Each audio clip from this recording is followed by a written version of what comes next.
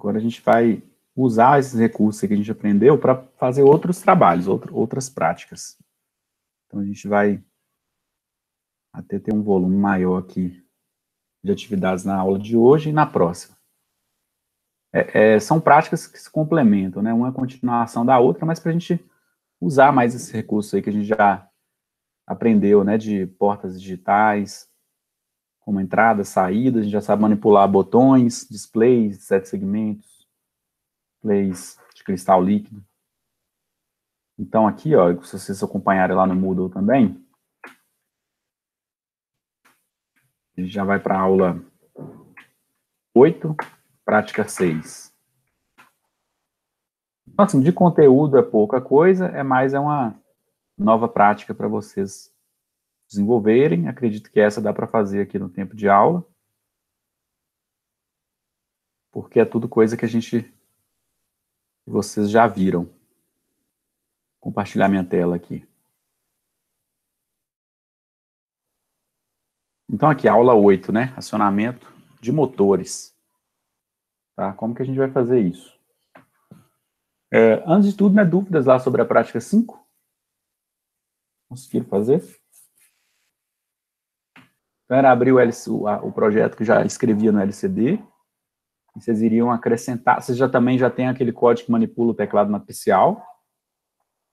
Uma coisa que eu estou lembrando aqui, né, é que dentro também daquele código de teclado matricial, a gente tem um ajustezinho lá de delay, ali talvez a gente pudesse mexer para ter um comportamento mais fluido ali do projeto. Mas acredito que chegaram num ponto bem satisfatório aí, pelo que eu vi, vocês me apresentando. Então, ali, a gente usava já um exemplo que escreve já no LCD, depois utiliza o teclado matricial, que vocês já tem também uma prática só dele, né? E a pessoa vai digitar no teclado matricial e isso vai aparecer no LCD. Até a última posição, né? Depois usar os botões asterisco e hashtag ali para implementar as funções backspace e limpa a tela e retorna à primeira posição, respectivamente. Beleza, então vamos prosseguir. Hoje é mais, igual eu disse, é um tempo de vocês aí, eu vou estar aqui para tirar dúvida, para fazer essa prática de acionamento de motores, né? O que vai acontecer? É bem simples, tá, pessoal? É só para a gente treinar mais, praticar mais o que foi aprendido até agora, né? Que é manipular botões, tá certo? A gente vai acionar o motor com a nossa placa de simulação, é um motor através dos relés, tá? Vou apresentar outras interfaces aqui que vocês poderiam usar junto com o microcontrolador, só que, infelizmente, a gente fica limitado aqui ao nosso simulador, não vai dar para implementar esses outros tipos de interface. E a gente vai apresentar até no LCD ali o estado do relé, tá? Então, a gente vai precisar aí do que foi visto nas aulas anteriores, a gente tem que saber configurar LCD, configurar os pins de entrada e saída do PIC, né? E as outras diretivas lá de configuração, né? Já viu todos aqueles detalhes de configuração de fuses, como é que a gente manipula vários arquivos, tá? Antes de passar, vou passar aqui o que a gente vai fazer na prática e depois eu passo as interfaces, né? Então, olha lá, desenvolver um circuito microcontrolado para acionar 2 motores elétricos, né, por meio de relés lá, tem os 2 relés na placa, PIC gênios. Vocês vão configurar 2 botões para ligar e desligar os relés dos motores. Então, um mesmo botão liga e desliga, tá certo? Então, aqui cabe aquela ressalva de que o tratamento de Balsam tem que ser com aquele código do filtro, né? Por quê? Eu não posso cravar o dedo lá e o motor ficar partindo, né, ligando, desligando, você dando tranco no motor, não, você vai acabar estragando o item mais caro aí do projeto, que é o motor. Depois, no 3, vocês vão incluir um LCD para indicar o estado dos motores, né? No LCD vai estar lá, motor 1, desligado, ligado, tá? Não esqueça de manter o estado dos motores no LCD sempre atualizado. Altere o programa para escrever seu nome no LCD quando outro botão for pressionado. Só um contato celular, uma outra tela, como se estivesse manipulando mais de uma telinha ali no LCD. Tá? Esse é um recurso muito útil. Inclusive, em alguns projetos, a gente pode ter um botão só para passar de página. Em cada página que a telinha tiver, né, os outros botões ganham novas funções, tá?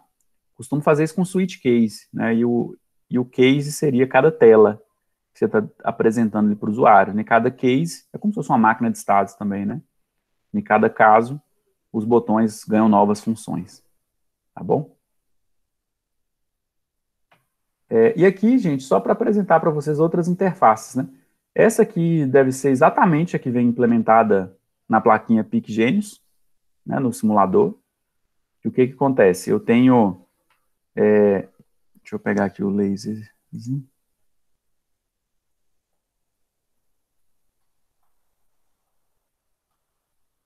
Então, eu tenho aqui o pino lá da porta do microcontrolador, uma saída digital, 5 volts, né? 5 volts, e vocês têm que ter em mente que ele só consegue drenar em torno de 20 miliamperes. Então, é uma corrente baixa. Para acionar cargas aí, né? Igual aqui o exemplo está acionando uma lâmpada de 127 ou 200 volts e ainda em corrente alternada, né? Então, eu preciso de uma interface para fazer esse acionamento. Então, eu coloco um relé, que está representado aqui, né?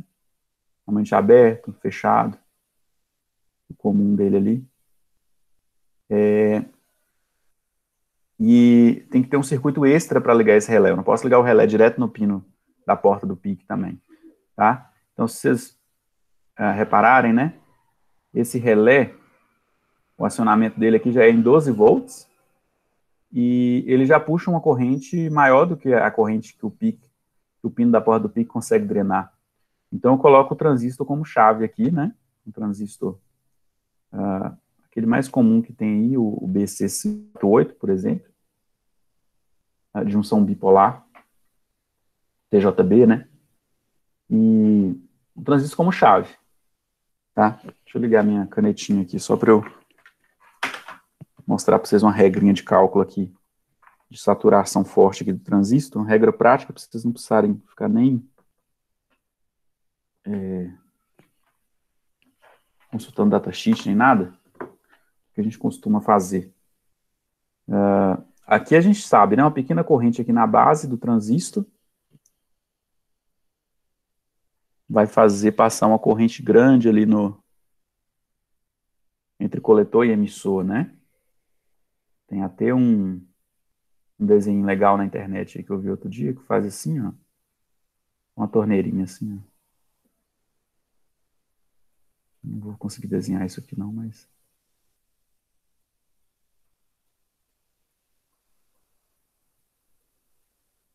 Você coloca uma torneira assim, ó, jogando água aqui, né? Aí fala que aqui é a base, o coletor e o emissor. Achei bem legal. Então, o transistor como chave, a pequena corrente aqui, né, vai conseguir drenar, vai conseguir controlar uma corrente grande ali entre coletor e emissor, tá? Por quê? O relé precisa de uma corrente para energizar essa bobina aqui, ó. Aí a gente tem aquela regrinha assim, né, beta e B igual a IC. E beta seria ali o ganho, né, do transistor, fator de multiplicação dele ali. Aí uma regrinha prática disso aqui é considerar o beta igual a 10. Se você considera o beta igual a 10, ele é maior do que 10. Mas se você considera ele igual a 10, com certeza ele vai estar saturado. Tá? Então, no microcontrolador, o que está acontecendo? Você tem 5 volts aqui nesse ponto. Você vai ter a queda de tensão aqui entre emissor e coletor, entre base e emissor, de 0,7 volts, né, lá da junção PN lá, do transistor. Então, a corrente aqui, ó, que o PIC tem que fornecer para a base é os 5 volts menos 0,7, dividido pela resistência que você quer descobrir, né? Na hora de mencionar esse circuito, você tem que saber qual é essa resistência ali, ó. Tá? Aí, o que vocês vão olhar? Qual a carga que eu estou querendo controlar ali? Qual que é a corrente dela, né? Qual que é a corrente que ela precisa? Vamos supor que esse relé aqui, ele precisa de 60 miliamperes lá para 100 miliamperes, vamos. 100 miliamperes para ele fechar, né? Para ele conseguir operar normalmente. Então, se é 100 miliamperes, vocês conseguem, então, achar quem é RB, né? Aqui pela minha lógica, aqui pela essa regrinha aqui, considerando o beta igual a 10, né? Então, RB vai ser igual a 4,3 dividido por 0,1.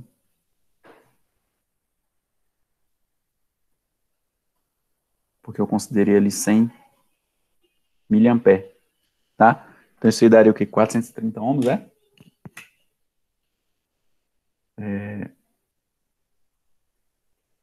Desculpa, eu tô fazendo conta errada aqui.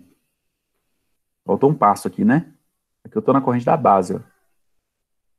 Então, o que acontece? Se a corrente do coletor, ela é 100 miliamperes, né? A corrente coletor aqui para emissor, a corrente aqui que vai na base, ela tem que ser 10 vezes menos do que isso, né? Quando eu considero o beta igual a 10. Se eu considerar 100 miliamperes aqui, o pique ia queimar, né? O pino dele, porque ele só aguenta drenar até 20 miliamperes, esse que a gente está trabalhando. Então, aqui, na verdade, ó, 10 miliamperes, né? 10 miliamperes na base já é suficiente, ó. Então, aqui você entra com 10 miliamperes.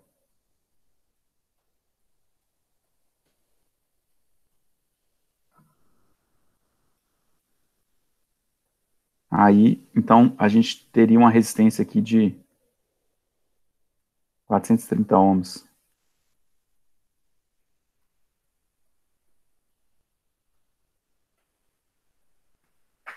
Tranquilo? Já seria suficiente para saturar o transistor, tá? Mas claro, né, pessoal, eu teria que verificar aqui, lá no datasheet desse relé, qual que é essa corrente aqui, ó, tá? Eu chutei esse valor aqui, ó. Certamente aqui ele já está bem dimensionado para que isso funcione bem. Tá bom? Então tá um exemplo, né? Então, esse diodo aqui, vocês lembram a função dele? É um diodo de roda livre, porque aqui a gente tem um indutor que armazena energia na forma de corrente elétrica, e essa energia tem que ter um caminho para ela percorrer na hora que você abre o circuito, né? Ligou. Aí vocês lembram lá, a corrente demora a estabelecer lá no indutor, né? Porque tem toda aquela história lá da lei de Lenz, né? Então a corrente vai ter uma variação de campo magnético nas bobinas, aí vai surgir uma corrente que vai se opor à variação daquele fluxo, por isso que a corrente demora a chegar no valor máximo.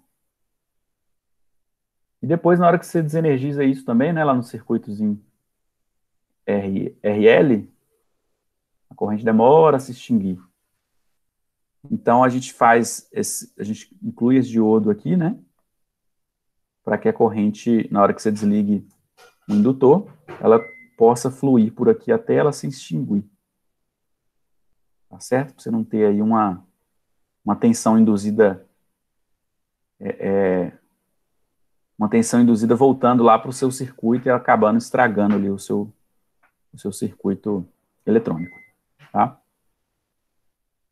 Então é isso, energizou, criou o campo magnético aqui, essa chavinha mudou para cá, estava normalmente fechado, foi para o NA, normalmente aberto, e aí você fechou seu circuito, aqui que está a sua tomada, né? Aqui seria ligar lá na tomada, de corrente alternada, tá certo? Aí você conseguiu ligar a sua lâmpada, liga e desliga a lâmpada. Dúvida, gente? No caso, o nosso é o motorzinho, né? Aqui tem uma outra interface mais bem elaborada, porque eu tenho aqui um optoacoplador, né, um 4N35, um fototransistor, e daí eu consigo isolar mesmo aqui, ó, fisicamente, a parte microcontrolada, né, a parte de baixa potência aqui, com a de alta potência, né, estão isoladas, galvanicamente isoladas, né? Por quê? O contato aqui passa a ser por luz, né? Na hora que no microcontrolador, você faz um circuito apenas para brilhar esse LED aqui, ó. Tá? Tem que calcular a corrente aqui também, para não ser maior do que o microcontrolador consegue emitir. Então, na hora que ele acende esse LED, a luz excita a base desse fototransistor, né, que permite que ele feche aqui entre coletor e emissor, né, transistor como chave. Na hora que ele faz isso, né, ele consegue aplicar uma tensão aqui nesse MOSFET, no gate do MOSFET. E daí o MOSFET aqui permite, né, que o motor aqui, né, seja energizado. Tranquilo? Ele dá a passagem aqui do dreno para o source, energizando ali o circuito. Aí tem até a indicação dos componentes que devem ser usados. E uma outra, aqui estão uns tipos comuns aqui de MOSFETs, né? Canal N, canal P. E, por último, eu tenho aqui um circuito bem conhecido, né? Que é um circuito com triac. Aliás, o próximo é o mais conhecido. Esse com triac aqui, vocês estão vendo que a interface dele, ó, ela está sendo feita aqui sem aquele isolamento que eu falei para vocês óptico, né? A gente tem uma interface com transistor, mesmo lá anterior, só que ao invés de ter o relé, agora eu tenho um triac. Então, o triac ele é um dispositivo aí, da categoria lá dos tiristores, né?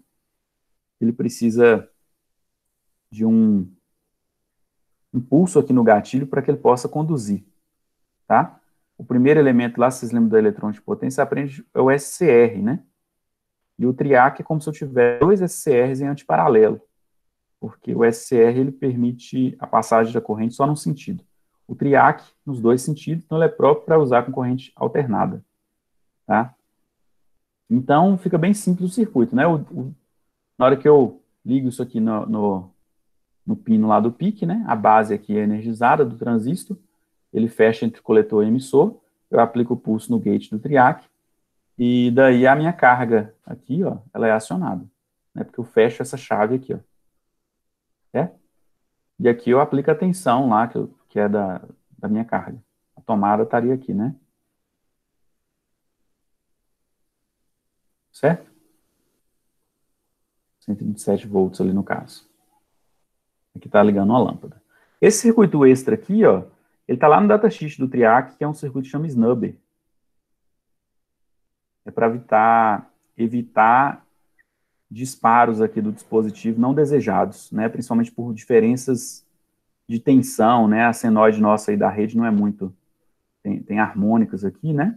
Então, se você tem um delta V, delta T aqui muito rápido, né, um DVDT, o Triac pode acionar sozinho. Então a gente coloca como se fosse esse amortecedorzinho aqui ao lado dele, para ele filtrar esses pulsos muito rápidos de tensão, né? Aí evita que ele dispare indesejadamente. Tá? E aqui, pessoal, né, que eu tenho alguns modelos de Triac, tá o código deles ali, né, a tensão, a corrente máxima e tudo mais. E aqui sim, ó, tem um circuitinho bem famoso lá, ó, que é o circuitozinho usado lá para fazer Geralmente a gente usa isso para fazer um dimmer, né? Só que aqui a gente está com a interface microcontrolada com ele. Então, eu tenho aqui um optoacoplador, o MOC 3010, 3011, 3012, bem famoso também. E aí, o que eu tenho aqui dentro desse optoacoplador? Eu vou ter um LED, tá? Eu ligo um LED, internamente ele tem um LED aqui, que está sendo acionado pelo meu microcontrolador, aqui estaria o microcontrolador, RB alguma coisa aqui. E aqui dentro, ó, entre os pinos 6 e 7, eu tenho um fototriac, né? Um triac que ele é acionado por luz. Quando ele é acionado, né, aí você usa um outro triac aqui externo. Então, quando esse fototriac é acionado por luz, pelo LED que está lá dentro do chip, dentro do CI, né, ele fecha esse fototriac que está aqui, interno lá do circuito, do CI, e isso dá passagem para eu poder emitir um sinal aqui no gatilho desse triac externo. O triac é realmente potência, né? Então, esse CI aqui, ele é só um CIzinho para fazer esse controle nesse gatilho desse outro triac que realmente vai drenar a corrente que eu vou estar ligando aqui na minha carga. Tá? Aí a carga, ela ligaria aqui em série com... Desculpa, a carga já está aqui, ó, né? O RL. e aqui eu ligaria a minha fonte. Tranquilo? Aí aqui está para a carga puramente resistível, esse circuito é do próprio datasheet do MOC, 3010, 3011, 3012. Aqui eu tenho carga indutiva, quando eu uso esse triac externo de gatilho sensível, né? Gatilho sensível é quando a corrente GT aqui para o gate dele, ele aciona com até 15 mA. E quando ele não tem um gate sensível para carga indutiva é o motor, né, do tema da aula de hoje, motor, por exemplo. Aí, quando não é sensível, essa é outra configuração aqui. Então, já está tudo indicado lá no datasheet. A carga indutiva está representada aqui como ZL. Beleza? Então, só para relembrar aí um pouquinho da parte da eletrônica, mas vamos gastar o tempo aí da aula para fazer essa prática aqui.